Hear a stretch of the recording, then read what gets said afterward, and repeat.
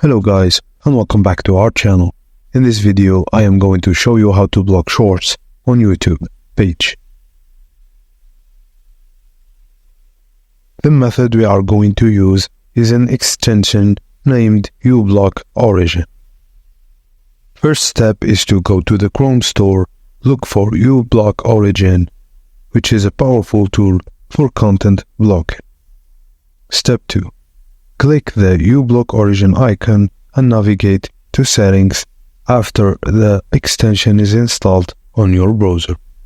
Locate the Filter section within uBlock Origin settings. Find the provided Remove YouTube Shorts filter. I'm gonna give you the filter content code you're gonna use. You're gonna copy it and then paste it to the uBlock section settings. Close and reopen YouTube to ensure that shorts are no longer visible in your feed. And that's it guys, as simple as that. Thank you for watching. Please don't forget to like and subscribe, and I will see you on the next video.